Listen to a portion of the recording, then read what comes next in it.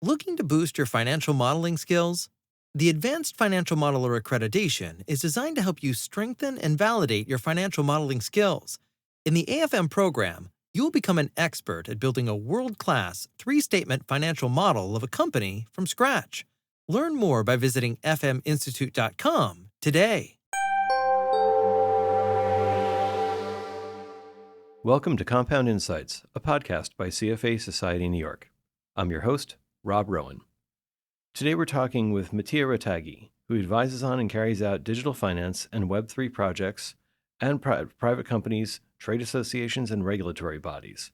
And he's worked for 8 years on Web3 projects, and he has 25 years of experience in the traditional financial services industry in senior risk, compliance, and audit positions, and also some governance positions. He has a PhD in economics from the University of Freiburg and was an academic researcher at the University of Cambridge.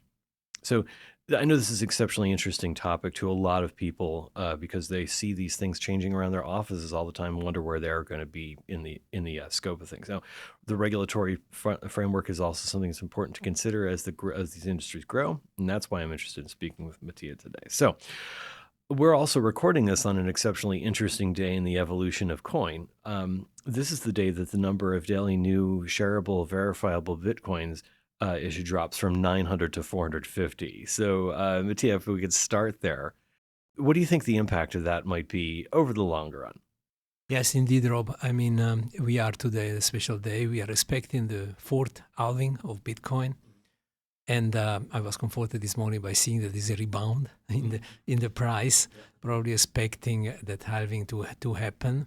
Now, yes, the halving is a special moment in all the ecosystem of digital currencies. I mean, blockchain based, because it concerns the first and most famous and most endurable coin, which is Bitcoin. This halving, of course, looking back what happened at the occasion of the three past halving. There is a lot of expectation for a further rebound in the price of Bitcoin because with the halving, actually the supply gets reduced. And, as Bitcoin is actually the queen or the king of the coin, don't know what gender, but it is reasonable to expect that if this happens in the coming months, then it will obviously pull also the rest of the coins together. They tend to move actually in a quite correlated way, most of the coins. Yeah. The thing that's interesting about the coins is that there still remains a space for some consolidation in them because there's still quite a few of them. And yes, it's very interesting. If you look at the top 10 coins since 2000, I would say 13, when Bitcoin began to have his kind of what you would call them today meme coins, you will see that the top 10 actually changed constantly. Right. With some constant, though, like Bitcoin and Ethereum. Right. Ethereum since 2015. But there have been a change in the composition of the most famous coins, with some coins coming, some coins going. So you are right. It's a very moving composition. That's why also in investing you have to pay attention and look actually what the attributes of the coins are, and be careful about the development of the underlying technology and the ecosystem that they pretend to carry. Yeah, that is exceptionally important as one is also trying to build a time series around it, so that because of course this is the house that was built by traditional management. So as you try to build a time series out of something that might have only been around for 2 years, it's tricky. So you have to look exceptionally closely at all the fundamentals underneath it. I mean, if I may say, also there is an interesting development that we can observe since 10 years from now. Actually, I would say that digital finance is getting increasingly integrated into the traditional finance. The last step in this integration was the approval and the coming to market of the ETFs on Bitcoin. And I can see, because I am active since some years also in companies that actively manage cryptocurrencies, and the methodology and the way you look at the coins, the way you research into the coins is getting merged with the traditional way of looking at shares, bonds, and other investments, which I think is quite interesting. Yeah, it's going to be really interesting to see how that evolves also because, well, one of the other coins you mentioned, Ethereum, isn't really just a coin, right? It's also a pretty massive financial infrastructure company. Absolutely. I mean, it is pivotal for a lot of other coins. It was a real revolution, Ethereum, because it allowed to serve as a platform, to keep it simple, for a lot of other coins to emerge. And this concerns, so society, if I may say so, in broader terms, because it is based on Ethereum that most of the DeFi protocols are actually taking place. So yes, Bitcoin was the first. Bitcoin is the simplest. There are people that say this is the purest cryptocurrency, really decentralized, right? It is true, but we don't have to ignore all the innovation that came after, which increasingly was and will concern finance and banking. That's for sure. And this is the area of your experience that I think is going to be really interesting to the people who are listening to this podcast. If you take a step back and look at sort of Web3 projects as a whole, they are ready to change a lot and I've already started with the innovations in AI. I wonder where you think value lies in those as they innovate around AI. Yes, I mean, it's going exponential, yeah. The digitalization is really true. I mean, if we step back a bit, we had this way of digitalizing financial services, which was not based on any Web3 technology. ATM, e-banking, you name them. All the support basically is fading away because ultimately money is actually an accounting entry in a ledger, right? And but then came Bitcoin and blockchain, and this is exactly the Web3 based infrastructure. And I would say that the key progress there was really DeFi. DeFi has really the potential for taking away from traditional banks or traditional way of doing banking a lot of activities. And in DeFi, come to the point, you can plug over AI, of course. And then it's when it really gets interesting. I mean, AI in itself, so always depends what we mean by the terms, but AI in itself, actually, you can go back to those automatic or automatized both an investment advising tools and predefined calculating distributions and putting out recommendation. I mean, the AI in that sense has a long history back in time. It has concerned already 20, 25 years ago. I remember the regulators as well, because obviously they were and still are tending to produce outcomes that then induce some herd behavior. And this is obviously dangerous. Now, I think that certain dimensions like this one that I just mentioned, they are still applicable to the kind of more modern AI that we have these days, ChatGPT, much more powerful computational tools, really artificial intelligence that come closer to be as intelligent and as creative as humans, because they can process such a large number of data, pulling basically from the whole internet. But I think we have to be careful with the outcome, because a grain of salt and a grain of judgment must be kept for us. Otherwise, we risk to end up in a problematic situation potentially. Yeah, I think it's exceptionally interesting if you look far back to the predictive sort of tools that were still first built into Excel, I guess, and then think about that on the regulators' minds was the risk of herd mentality at the time. In my experience over my career, herd mentality is gladly handled by people all the time. People are more than glad to engage in herd mentality. But I do want to drill down into one thing that I think, what you just said, that a lot of people are probably warming to is, where's my job going in this revolution? Where should I position my career? And, you have some people listening to this podcast who made great sacrifices to earn their CFA charters so that they can improve their career. Most of them have master's degrees so that they could position their career. So they're willing to make sacrifices to position their careers. So if you were thinking about this and advising someone who is maybe mid-career right now, knowing what you know about what the small companies are doing and what the really cutting edge is here, where would you tell them to put their time, effort, and energy into educating themselves?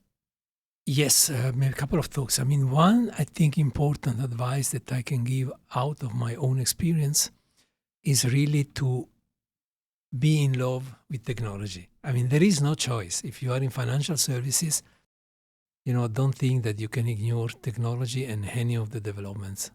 And if you are on top of the technological development, I think you have a chance to be very innovative in your own institution.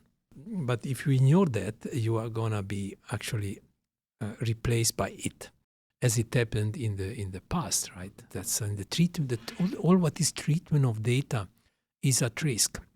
Has been at risk, is at risk. Now, and this has taken once upon a time it was just the treatment of numbers, of the treatment of files on paper. Now it's much more than that. Now it's the treatment of the overall analysis of data that you need that is at risk. So the jobs as analysts, depending on what we mean, are at risk. I think the technology will impact financial services in a very, very deep way. And potentially we will observe also some defensive behavior from the current players, because if this change is too fast, there are structural problems that emerge because the society can change, but not that fast. You have people working, you have people in companies that cannot be just replaced overnight by machine. That would be highly problematic. But it can be very, very deep. I think that if you think about the business of banking and financial, potentially if you are really rude about it, you extrapolate about it, there is not a lot that will be left over once you extrapolate the application of technology, including AI, to every possible thing that you are doing in the bank. I think we actually, in Zug, this was my first sizable project. We created a crypto bank back in 99 starting, and then 2020 the license. And at the time we were thinking about this, how can we do something that has a chance to prosper at the same time carrying most of the technological attributes that are available. And for sure we have identified one thing that I think we will never change: the desire and the need for people to get their valuable things in a safe place. So the custody element of banking, which was the original from the Middle Ages, was already that original. This probably will always be there, being it electronically defined, but there is a custody solution that will always be needed. But again, at the end of the day, a bank in particular is an immense database, is an immense processing of data. So here it can go very, very, very deep and very far away, the transformation. I think with this AI, we will observe an acceleration. And again, I think those who hold the decision power and the strategic decision powers in such institution, we should really think twice how we do that. How we do that, not only for the stability of the employees and their prospect and their education, and keep them updated and giving them a real way to add value, but also for the clients in particular. Yeah, it's well, and that also makes me wonder if people who interface with the clients, who have the technical ability to explain to the client what it's doing, explain to the client why the custody is secure. Do you think that's a good role for people in the bank or financial services firm of the future? I think it's a very good point, Rob. I think education is becoming more and more important. Education in the sense of explanation. I mean, people are all intelligent, so the education in the sense of understanding how this new technology work, how they impact the job, what do they produce, how do they produce, paying attention at the implicit assumptions that all this technology have, because at the end of the day, they are all models in the most abstract way, and therefore they rely on some premises. You have to understand those premises and communicate them to the user of the technology and of the users of the results. Only like that you will make use of them in an intelligent way. Yeah, I mean, there's exceptionally interesting. If you look sort of outside of financial services, there's been exceptionally interesting research into how AI and other types of predictive models are impacting things like executive search. Because apparently the creation of those models, the people who created those models also put their implicit bias into those models. So now the model is doing that too. It's, so It's fascinating to look around at other industries and see Yes, how it's doing. it's actually we are at the point where AI is a kind of living animal that feeds itself with its own product, of course.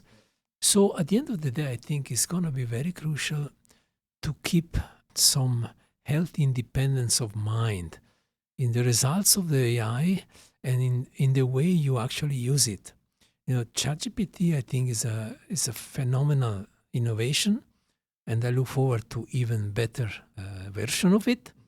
But I think the way you use it, the way you questions, you should not forget that you are on top of what you are looking for. Don't give up. Don't become just totally dependent and close your eyes and switch off your mind just because you have a computer answering you.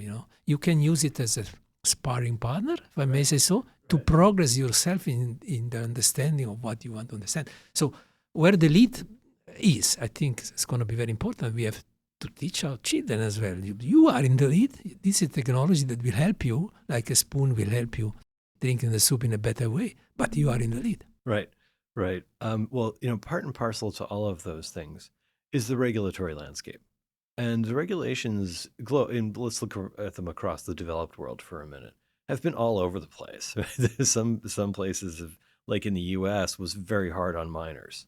And they basically all moved or effectively set up shop, set up legal auspices in another place. And so I wonder, as you're very deep into the regulatory environment, which type of regulations do you think, or which domiciles of regulations do you think have really worked well? Yeah, it's the approach that counts. I mean, if I step back, it's true.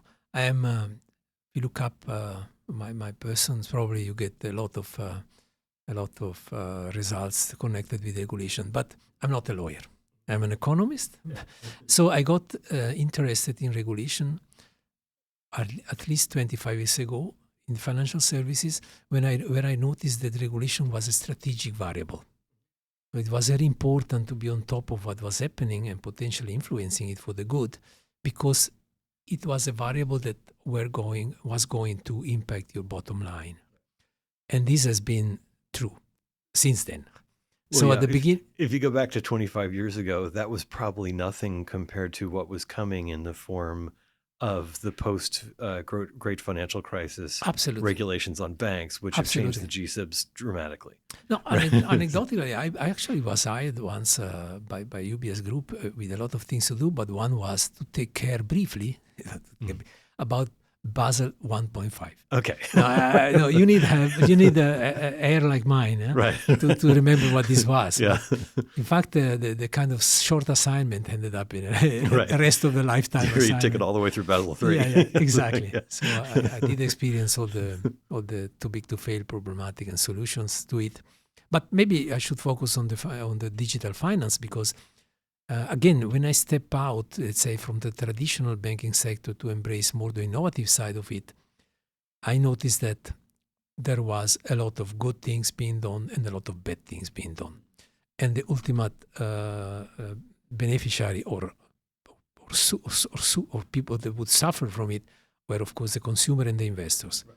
So it was in 2017, I think, in Zug, around the Crypto Valley, where we realized that what was going on with a particular form of financing, which is now actually more or less dead, which are the ICOs, were producing a lot of bad things, carrying a lot of reputational risk for the place where these were being done, the ecosystem there, but also for the people that would more or less blindly give money to those projects. So it was the beginning of our industry-driven, by the way, regulatory approach or regulatory crusade. Now, in Switzerland, we had and we have the chance or the particularity that it is absolutely not an enforcement culture from the financial regulator. It is, on the other hand, on the other opposite, it is a supervisory culture and an open culture. So you can really, in Switzerland, go to the regulators, ask questions without, being worried that this might fire back in some way or another. So we engage in a process to build up a regulatory framework that would be supportive of these new technologies. Number one is very important. But at the same time, that would take care to the extreme event, I would say so. So allow all these things to take place for the benefit of the consumer, but putting clear limits to what could be done and what could not be done in order for the investors to get protected, as they should, consumer as well, and also maybe later on for the system. Because we always say, and I will continue to say, that technology is something that belongs to the genes of our society since centuries. So we are a technological society. And there are a lot of good things that comes out from the technology, first point. And the second point is not reversible. I don't believe in those people that say AI is bad, we should stop it. You will never succeed. So, but that's important, because when you realize you can't do that, then the only solution to have it better is to have a new version. So, the bad AI will be improved by better AI. That's all. And the regulation has a role to play there by being permissive, but always looking at the broader picture and make sure that there is more good coming out than bad. I think it's really very simple than that. And if the regulators engage with that spirit in mind, then I think something good will be produced. And who needs the good to be produced? The entrepreneurs. Because if you have some money, a good idea, and you want to do something, you expect, for 2-3 years to build out something, right? And so you expect to get certainty of what you are doing. So, you go to the regulator and say, I want to issue a coin. Let's take a concrete example. Okay, it will tell you what kind of coin. In Switzerland, it would say, what kind of coin, what do you want to do, how does it classifies? And then gives you some direction, no? Thumbs up, thumbs down. And what the message that comes from the regulators is reliable. So there is a certainty that comes with it to make sure that if you progress and you keep open the dialogue, you will not end up wasting your money by having an enforcement decision down the road that basically cancel all the job and your investment that you have done. So this we have, I think, got it right in Switzerland because of the approach that exists there. Fortunately, it exists in a lot of other countries as well. I should not speak bad about this beautiful town where I am in New York, but I think in digital finance, there have been not a lot of clarity coming out from the United States, if I may say so, very respectfully. I think it goes back, in my view, to a system that is very different than back in continental Europe. Here you have many regulators at the national level, but also at the federal level. And I've noticed that they tend not to agree very easy. Yeah? The famous nature of Bitcoin from the CFTC and the SEC, one is a commodity, one is a security, one is not a security, or Ethereum as well. And this, obviously, if you are an entrepreneur out there and you want to do things, you get confused. You don't gain this peace of mind that would allow you to concentrate on your job, because you are always thinking, wow, if you take this decision and you invest that money here, and then maybe it turns out that the regulators, assess the situation in a different way, where we're going to lose it. So this, I think, the role of the regulator in a technology-driven society should be to produce a lot of certainty. Yeah, I mean, I think that is one of the things that people were really looking at when that ETF on the coin came out, because ETFs are highly regulated. Yeah. And so this was maybe a meeting of that, took some of those question marks off the table. Absolutely. But, I think this is also important for regulators to understand, because you said that a lot of the regulation would improve the understanding, and you're talking from the perspective of entrepreneurs. But I would argue that retirees everywhere have to be aware of this, because their pension plans are probably piling into private assets, who are piling into private assets right now, are getting into some of these companies. Exactly. So it's hitting a lot of kitchen tables. I agree. We are all in the same boat from that point of view. Yeah. No, so, well, Mattia, thank you for your comments on this, and hope you have a wonderful time here in New York City, even though our regulatory environment's a little weird. No, we look out to the halving now. Thank you. It was a pleasure to be here. Thank you so much. And thank you all for listening to this podcast. If you are interested in some of these topics and you're a member, please do go back and listen and watch some of the recordings we have of a couple of conferences we've had since the beginning of this calendar year. One that I think is particularly relevant is on the wealth management industry, and it's called Wealth Tech. It's available on our website. Just have to log into the Video Hub there, and then you can learn about a lot of entrepreneurships that are beginning to address the wealth management industry. Until next time, I'm Rob Rowan, and this has been Compound Insights.